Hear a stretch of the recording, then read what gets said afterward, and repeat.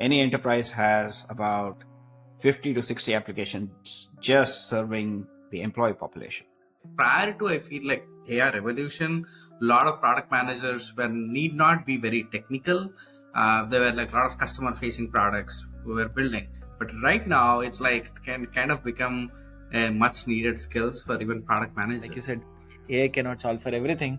Yeah. I hope it can solve in the future, but it cannot solve everything. So taking that approach is amazing. Actually, let me push back on that a bit. I hope it doesn't solve for everything because I'm out of a job at that point. Hi everyone, welcome back to our podcast, Everything Product. In this podcast, we focus on different product management concepts, latest technologies, and we also host a wide variety of guest speakers who are transforming the industry. I'm very excited for the podcast episode today. We have Akshaya Murthy, who is a director transforming the AI space in Zendesk.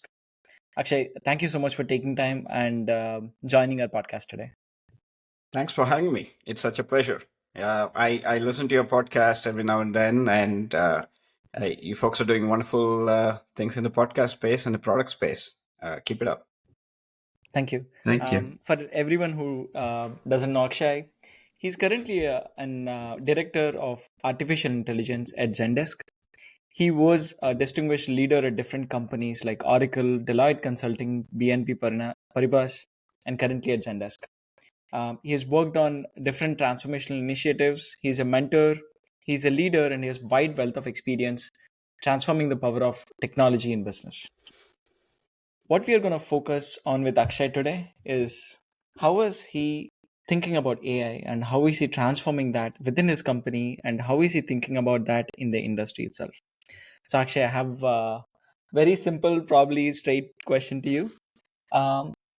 Director of AI transformation. I think this is the very first time I'm hearing a terminology like that. I've never seen that in the past, and I'm sure with the current transformations on how the industry is going, this is something new.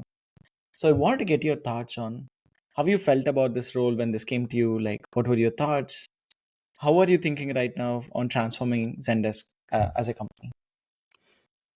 Yeah, I think a little bit of background is important. I come from a consulting and internal audit background, so essentially, I've had the luxury of seeing end-to-end processes across multiple industries and companies.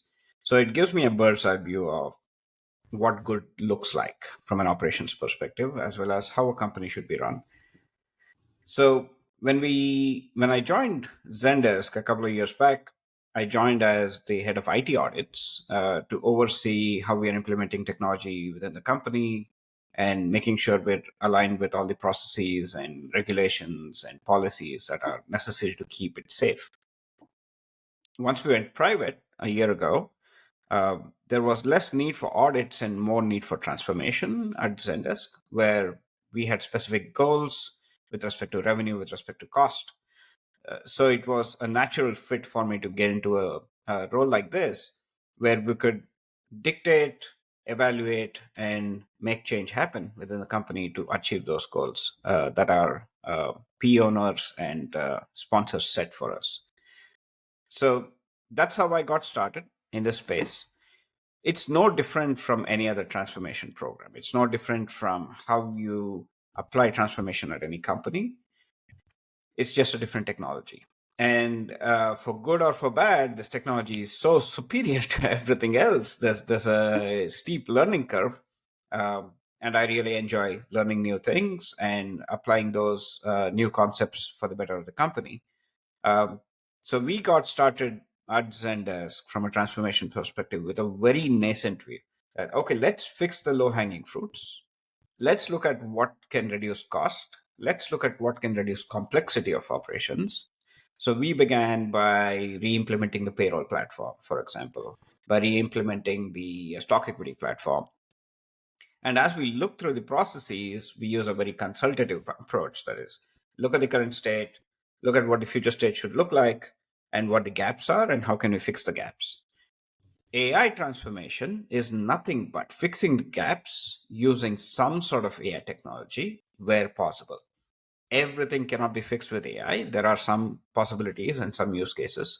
So we are looking at areas where How can we apply AI? How can we apply machine learning? How can we apply generative AI to transform how we work fundamentally? So that's how we are starting off at Zendesk. This journey started about 6 months back. Um, and really, my responsibilities are threefold. First of all, identify the areas where AI can be applied, either help apply it or help make the decision at a leadership layer for AI technologies by informing and communicating the value. Second is just to monitor to see, okay, this landscape is evolving too quickly. Yeah, it's changing every single day. So how do we keep track of this and the value metrics? So we have a pretty significant job on our hands to keep track of the metrics across all the proofs of concepts we are doing, and uh, really thinking about, can we drive this transformation at a company level, or should we decentralize it within our function? So those are three ways we are approaching. Um, and we've spun up a few POCs to test out that hypothesis, whether this is going to help the company or not, whether this is going to give us the value that we want to achieve, whether there's an ROI associated with it. Are we too early? So I hope that answers your question. I know I've covered a lot of topics, but Yeah. we can dive deep into each one of these as we go. No, 100%. So when I think about my work as well, right? So I used to work for Intuit. Intuit's one of the biggest things is to be an AI-driven expert platform. So everything that we do is focused on how we can optimize using ML models, AI. How can we make sure to learn as much as possible, give that knowledge to both our customers and also experts. When I think about experts like Hmm. TurboTax experts, QuickBooks experts, etc., so that they can easily help customers. I definitely see Zendesk in the same lens, right? I use Zendesk personally in my company too, like understanding support tickets, what are all the different things I need to learn as a product manager so that I can build my features. So I could definitely see a lot of use cases where Zendesk could transform themselves using AI. How can we simplify the reports to the customers? How can we simplify different kinds of problems that the customers are facing? So I'm actually very glad to hear that Zendesk is taking that simplistic but innovative approach of taking lens on identifying everything that I can solve through AI and implement that. Like you said, AI cannot solve for everything. Yeah, I hope it can solve in the future, but it cannot solve everything. So taking that I approach is hope. amazing. Actually, let me push back on that a bit. I hope it doesn't solve for everything, because I'm out of a job at that point. But all jokes aside, I think generative AI in the current state is not really ready for a lot of pieces of the puzzle. It's not a solution. It's a hammer looking for a nail.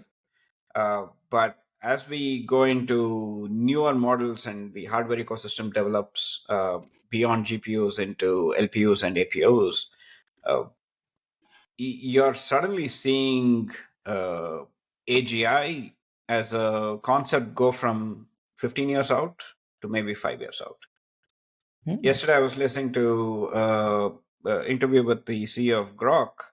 Grok is the new player in the hardware space who's working on language processing units, which which are far more cheaper, far more easy to implement, and are dedicated processing units versus GPUs, which are heavy duty approach. And they're saying in the next 5 years they'll have more capacity than all big GPU players combined. So you'll see that acceleration. I hope enterprises are able to adapt. The biggest fear right now for people is, what can I do that AI cannot do? But the industry is just moving forward with, we'll do everything. But the reality is enterprises cannot really adapt so quickly. So we'll have to see how this plays out. But to retort, I hope it doesn't solve for everything, honestly. Yep. So I want to double click on one of the things that you just touched based on, Akshay. There's so many models out there, right? Like more on the value driven part, the value metrics that you just spoke about. there's so many like Gemini, there's Chat GPT, there's Hugging Face, there is XYZ. There's so many. Like, how do you go about choosing something and that fits your business purpose? What are the like some of the key drivers that you look at? Choosing an LLM is a hard problem because on a daily basis, LLMs are adding new features and they're developing very quickly. So, from an enterprise standpoint, the key criteria you want to look at are one, okay, how can I operationalize use cases very quickly? And that's currently possible with OpenAI and Anthropic, for example, because they've given their APIs for direct use. It's easy to implement a gateway on the enterprise side to monitor for questions and PI and sensitive data. Um, but if you want to go the open source route, that's possible too. But you have only a couple of options, to be honest. You have Llama, and Llama 3 came out yesterday. And you have a couple of others, bespoke LLMs like Starcoder, which is technically for programming languages, etc. And there's also CodeLlama, which is specifically tuned for coding. So you don't really have those many options right now, realistically, for an enterprise application. There may be 4,000 models out there, but the performance is not so great. Also, if you pick up an open source model, who's going to maintain it? Yeah, one of the challenges that enterprise face today um, is there are not enough people who understand LLMs. There are not enough people who, on the engineering side, probably there are, but you have to separate engineering from operations. And if you take a look at the CIO org, which is IT, they don't have these resources because traditionally IT has been managing and maintaining configurations and upgrades and updates, and these happen in a waterfall fashion.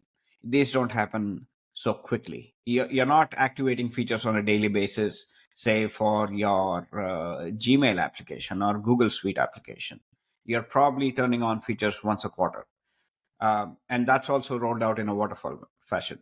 Now, with LLMs, you have to be very agile and very quick with understanding. All right, now I have, say, let's take a search algorithm, for example.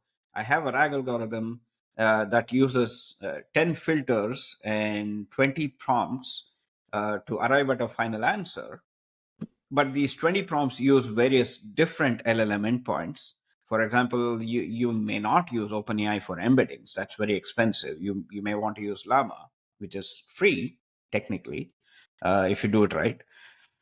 And you may not want intermediate results from GPT-4, which is 60 times more expensive than 3.5. So you may want to do intermediate results with 3.5 and then get a final result with the embedding with the 4.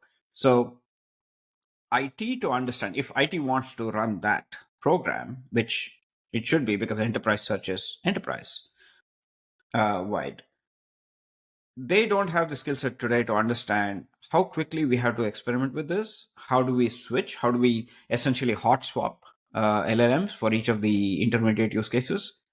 Now, that is just one application. Now, expand this to the entire enterprise across various applications. For example, Coupa may enable some AI features. Zendesk may enable AI features. Google may enable AI features. The moment you start turning them on, you got to start making decisions, and that bubbles up pretty quickly to a big problem. Uh, so, to answer your question, it's very hard to make a decision. Currently it's iterative. Currently it's a decision making process that's going to take some time. And honestly, there's no real apart from the Hugging Face leaderboard for open source LLMs, there's no real industry standard that this is what a good LLM means, and this is what quality means. Uh, because standardized tests don't really mean much in the enterprise space because the use cases could vary so much. So That is true. that's the long-winded answer to your question. There's no answer today yet. Yeah. That, One. Yeah, Funny, add something. just adding to that. So I think B2C has a lot of use cases that GPTs can solve right now. But when you think about the enterprise use case where there is specific set of data and it has to give like specific set of answers that solve the problem right away, it can go all over the place. Yeah. Yeah, yeah. Oh yeah, and that's one of the reason. Like within JP Morgan, it's even more. And there's so much sensitive data, right? So the company has been extremely careful about how they should go about it, rather than running fast. As you called out, there are so many different kinds of. Not everything is ready. Not everything like we can directly use. And I had one follow up question. I think on similar lines. As you know, probably engineers are more close to the models and all that stuff. I'm sure not only operations, but also even from the product manager space, it probably can be a big challenge, right? Like prior to, I feel like AI revolution, a lot of product managers were need not be very technical. There were like a lot of customer facing products we were building.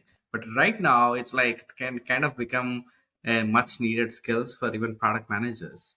What advice would you give for product managers to be more aware about this so they can be more successful? Because a product manager has become a role now. True, true. It has, and it's an important role. Uh, the As a consumer of B2B applications, I'll stay away from B2C because I'm not very experienced on it. Yeah. But from a B2B perspective, all products are trying to enable some sort of AI feature because they want a tag on the product Yes. that, oh, this product has AI. But in reality, the kind of use cases that we are seeing are really two broad use cases. One is summarization, and the other one is RAG frameworks, where it's looking for an answer within a given set of documents, etc. So those are the only two major cases that we are seeing in any product. And for the short term, I think it's okay. But for the long term, what PMs have to think about are go back to the drawing board and say, what really solves the problem for the customer? Because that is I think missing in the hurry to get to a feature. PMs are just throwing in AI features out there. Really, I mean, you don't need Gen AI for everything. ML can do a lot of good stuff without having to go through the Gen AI route. But Gen AI makes it so easy. And the other fork in the road for PMs is that, okay, should I make a product decision using Gen AI versus ML? Because ML upkeep and maintenance is very high. Now, if I go the Gen AI route, now I'll have to port my entire stack to go that way. And I'm not sure which LLM to use, which endpoint to use, and what the cost is going to be. But the good news is LLM cost, at least the big ones, it's dropping by about 22% per year, and that will accelerate. On the hardware side, if you look at Meta and Microsoft investment in NVIDIA GPUs, they have 160,000 GPUs each through the next 5 years. Now, I think there'll be a downtrend in that, and transaction processing units and application processing units and language processing units will start to complement that. For unless you're building an LLM and you're just fine tuning it, just use the lower cost piece. So that's how the four PMs have to go, because at the end of the day, you're going to end up spending a lot of money. You may not spend it on people, but on the technology to activate features. Got it. The second No. piece is just the knowledge. PMs are not highly technical. They need not be highly technical, but they have to get on the technical train pretty quickly to fully understand it. And if I want to layer it once more with, okay, going all the way back, understanding what AI truly is and what the objective of AI is from a human philosophy perspective, that gives a huge insight into what the applications could be and how it can be applied across the product and how it can solve problems. So yeah, that's those are the three layers I would take from a PM's perspective. Oh, that's awesome. Actually, I have one more question on that, Akshay. So, given that this is like such a new thing that's happening, right? And B2B, it's not a very easy space to like transform. Yeah, and multiple companies have been trying to do that. I know Microsoft has, I think, Startup Accelerator, something like that, which basically helps the companies in terms of Hmm. using their models, expanding as fast as possible and stuff. Would you be able to share any example of your experience at Zendesk or any other place where you were able to like successfully implement an AI model? What are the different challenges you faced and the results that you have seen there? Yeah, certainly. I think the example, there are a couple of POCs we're doing right now. There's no full implementation yet. We started this journey about 6, 7 months back. The one use case I can talk about is enterprise search, where in the past, enabling enterprise search has been extremely difficult. And enterprise search is fundamental to opening up silos within any company. For the longest period of time, we have talked about, gone to business school, and one problem that came up in every case interview was, oh, how are you going to integrate all these data sources? And there's no solution. There's no cheap, there's no scalable solution unless the enterprise really wants to open up all data sources. Now, GenAI opens it up pretty quickly. We are doing a POC with a platform called Unleash. And what that allows us to do is we can connect about 70 different platforms using simple native SSO integration and pick and choose what data we want to bring in. Now realize that 80% of enterprise data is unstructured. Nothing is structured in many of these 70 plus applications. And any enterprise has about 50 to 60 applications just serving the employee population. So Hmm. if we can bring all this data together, open it up for search, any employee can look for any information. For example, say an employee wants to look for what is the maternity leave policy in Indonesia. Previously, you had to open a ticket or go talk to HR. Now you have an answer readily available. So that's one big use case we are doing a POC on. We've gotten a bit creative with how we are applying that. We are using ChatGPT as a backend, OpenAI's APIs as a backend, and we are able to extrapolate the use cases from just search, where you can look for something, you get the answer, the generative answer, and you get a set of links, which are sources essentially, or if you want to dig deeper, that itself reduces the time to answer anywhere between 30 seconds to 7 minutes per search. That's a big lift in terms of productivity. That translates to about 1 to 5% of total employee productivity. That's one. The second piece, now apply this to customer support. Customer support is essentially question and answer. Now, if you bring all your data silos together, think of a retail environment where you have your billing system, you have your inventory, you have your uh, stocking system, you have your retail inventory, etc. You can bring all that information together and you can service the customer quickly and efficiently and potentially eliminate any human friction points there. Now, if you extrapolate that from an enterprise space, when we go buy software or when we are bidding on a project where others are buying our software, you go through a process called RFP. Mhm. Now, applying search and answers to an RFP model can reduce time from anywhere between 7 to 10 days per RFP. Wow. Imagine the impact on the deal throughput. Imagine how many RFPs you can get through and how accurate you can be. That's been a hit or miss from a POC perspective, but that seems promising at this time. So that's one big use case that we are doing a POC on that impacts 6,000 employees at the company. And we hope to go live sometime in the second half. Uh, so that, yeah, that's an example. Oh, that's great actually, because when you're talking through all of these, right, I could relate a lot of things even in my company too, because we do our RFPs, definitely not as extensive as Zendesk, but we do RFPs like quarterly basis and stuff. So it still takes a lot of time where multiple teams come together, Yeah. explain all of the details that they have, document everything, multiple spreadsheets, multiple documents, consolidate everything, and send it out.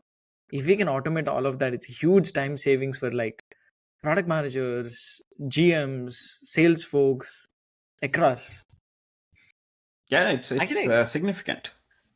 yeah, and I could totally see the same on the support lens, internal employees. I definitely faced a bunch of things as an internal employee too. I would want to understand something about some other location, won't find it. I'll try to find people who might know about that, then try to search by myself, etc. It's humongous. Yeah. I want to ask you a question on the lighter note as well, Akshay. So AI is transforming businesses, transforming startups to build something new.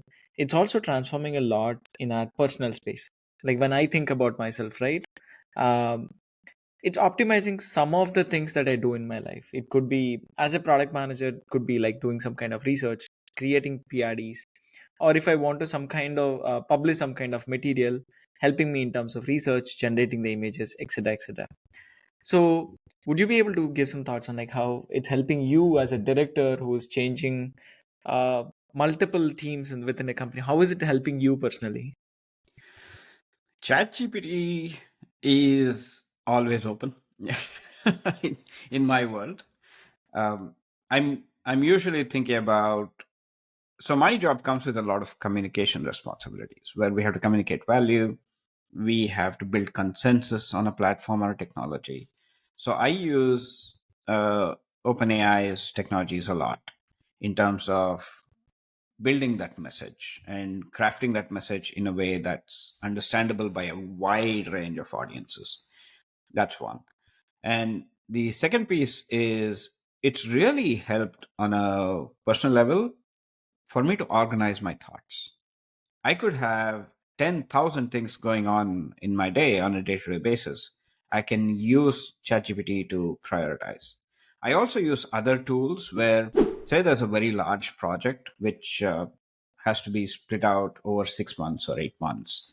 And for example, the search product or building an AI strategy for the company. The way I've traditionally approached it is let me chunk out some time this week, next week, and the week after, build it out. Now, I'm using a tool called Motion where I can say, this is the priority, this is the complexity of the task, and this is how much time I have. And it chunks it out for me. And what it's given me as a superpower is at any time I'm working on multiple large projects like this, I can easily distribute it across my day so that I get pieces done, critical pieces done on a daily basis. So there's continuous movement on that project and that problem. That's another way. Um, and on a daily basis, I also use it to argue with my wife on like facts. And also, I have a niece who's 8 years old, so I have a running list of dad jokes that I look up to crack to her when I meet her. So, yeah, all in all, it's been a big productivity booster, and things get done much quickly. It's given back some time. I can sit on the couch and watch IPL rather than continuously do work. No, that is awesome. I'll also try it out because as we do a bunch of things, right? We have a lot of personal stuff going on. We have a lot of professional stuff going on, and there is a lot of crazy other things that is thrown at you from different places. So yeah, if there are tools that can actually help us organize really well, prioritize, that's awesome. I'll also try the motion tool. Yep. ChatGPT is always open on my end too. The only thing is internally I cannot use, but at least in my personal life it's always open. Hmm. Yep, that is true. Awesome, Akshay. No, this has been a great chat. We usually end our podcast with asking about few things. So, want to ask same things to you as well. Like, if there is couple of books that you would recommend, doesn't have to be couple, but if there is any books that you would recommend, I can be don't have any on. books, unfortunately. So let's skip that question. I'm a visual learner. I go to YouTube and podcasts, so I can answer that. Yeah, like give us a couple of podcasts that we can probably spend time on. Sure. I go to from a podcast perspective, Lex Friedman, George Hotz, captivating conversations. And really, Lex Friedman's conversations are what take me back to the philosophy behind AI. And it you can start to connect the dots with respect to the structure of the universe and consciousness, and it's really entertaining and enlightening. George Hotz is about implementation of AI and the future of how we are going to make it happen, and his work with Tiny Corp, it's really fascinating. And Andre Karpathy, he's from Tesla. He does a lot of educational videos on AI on YouTube. So that those are some podcasts. From a YouTube channel's perspective, I go to Machine Learning Street Talk. Really good conversations, very technical. So you can ramp up on the technical side if you have an engineering background. Uh, for implementation, I look at this channel called AI Jason, deep learning AI. And for staying up to date, the shortest route is Lev Selector. He has a weekly AI update. It is pretty cool. So you can stay up to date on AI and what's happening on the hardware, software implementation side across the world. It's really cool. I believe he's a professor. So he has a live session that you can see. For papers, there's a channel called 2 Minute Papers, which summarizes AI papers in 2 minutes. They also cover other topics. And on implementation again, practical usage, Wes Roth is another person I listen to, and Matthew Berman. So that is sufficient to keep me occupied 2 to 3 hours a day. No, that's an extensive list. Like when I think Yeah. about like podcasts, I usually have like a lighter note podcast, but you have a lot of AI podcasts going on around, like or AI pages going on around. But that's awesome. Yep. One last thing we Awesome. usually ask is like movie recommendations. I mean, I'm a huge movie buff coming back from India. Like watch a lot of like Bollywood, Hollywood movies and stuff. I feel like some of the movies are transformational. Like it changes the way we think. Any recommendations you have that you can give to the viewers? I'm not a movie buff. But I like movies that anything with Wes Anderson, nothing to do with AI, but I love the way Wes Anderson movies are shot, the colors, the cinematography. I've watched every movie, and Quentin Tarantino, of course, all the movies. I keep going back and watching Office Space and Burn After Reading. I like quirky comedies like that. So those are some of the movies I would recommend. Yeah, the classic Office Space. Yeah. Even now I keep seeing a lot of like memes going on around from Office Space. So yeah, nice. Awesome, Akshay. Yeah. Again, thank you so much for taking time. Wonderful insights. Um, all the all the folks who want to like get into the AI space, please do follow Akshay. I'll share the LinkedIn profile. I'll share his contact. So please do hit him. Share any messages that you have. And thanks again for listening to Everything Product. Thank you. Thanks for having me. This was a pleasure. Thank you so much. Yep. Thanks, Akshay. Thank you.